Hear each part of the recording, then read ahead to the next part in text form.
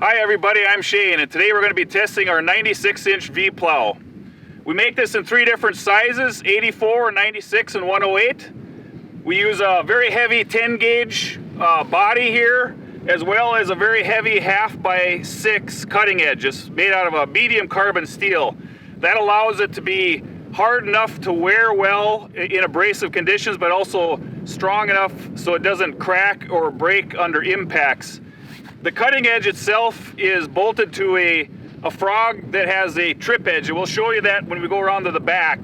The middle section of the cutting edge is also backed up with a second plate which fills the middle of the gap when it's in the V and the scoop position. So this blade is typically used in the V position for cutting a new trail, also the scoop position for pushing up piles, and then you can angle left or right for widening the trail or making the road wider. This 96-inch V-Plow is about 85 inches wide when it's in the V position, and it's about 74 inches wide in the scoop position. Okay, so we got done with our test here at this site. I'm very impressed with how well it worked. I was a little afraid that with these construction type tracks that we wouldn't have enough traction, but because it's grass underneath and this is snow that hasn't been pushed before this year, it actually worked quite well. In the V position, I tried it both in turtle and rabbit 2-speed, and the rabbit 2-speed was not quite enough torque in some instances in the really deep snow. But there was nothing that stopped me when I was in the V position. It just keeps cutting the snow and it keeps rolling really nice off the mold boards here. The angle and the radius of this mold board is such that it rolls the snow really nice on both sides, so it makes a nice clean path for you to drive on, which is nice. The snow here is anywhere from 12 to 24 inches deep, and it's been wind blown in here all winter, so it's pretty firm underneath, but the top of it was kind of sugary, so it was kind of a combination of hard pulling underneath, but yet the sugar snow is a little different to push because it kind of blows all over the place. But really happy with how it worked. In the angle position, because the snow is so deep, I had some trouble pushing sometimes. I'd want to spin out on the opposite side. And in the scoop, there was no problem pushing then either. I could make the piles I could push it as far as I wanted. It would just blow over the top. The mold board I wanted to show you, it's about 34, 33 inches to the top of the mold board. So it's a nice tall mold board, allows you to blast through some of this taller snow and not worry so much about it coming over the top. It's a really nice feature to have when you're working in deeper snow. Okay, so some of the features on the back side that we have here, it shows the ribs that we have. They're 5/16 plate that runs full length from the bottom to the top. So it's going to give you a real rigid, strong backbone. We have this L-shaped feature here that's made out of 3/8 that also runs the full width of the blade from the pivot out to the tip. We have multiple ribs on the back side, both vertical and horizontal.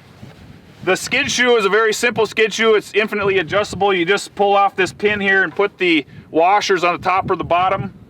So each side of the blade has a cutting edge that's bolted to a frog that acts like a trip. So the trip edge uses 15-inch tension springs here.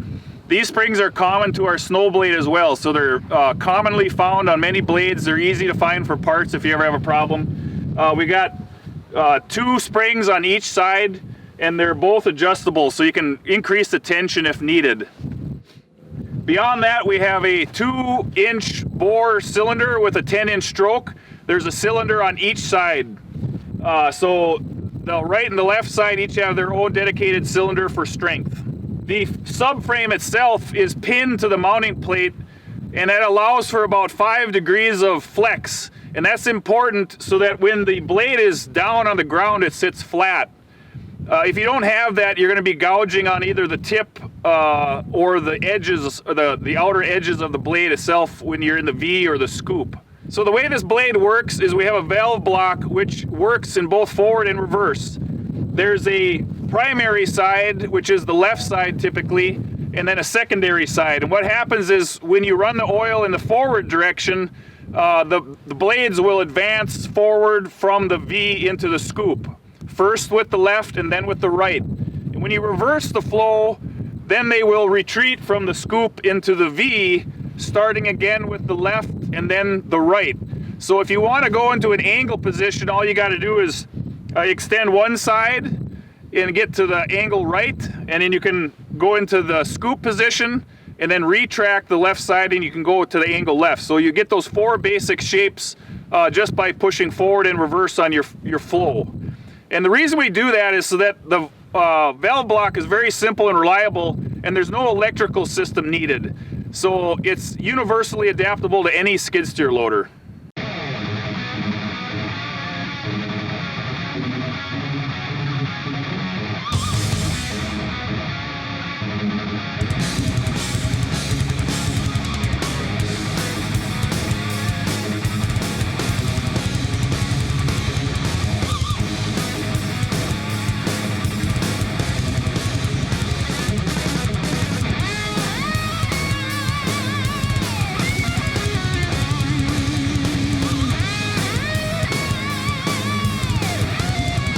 Thanks for joining us with this video. I hope you enjoyed it. Be sure to check back later as we do more videos.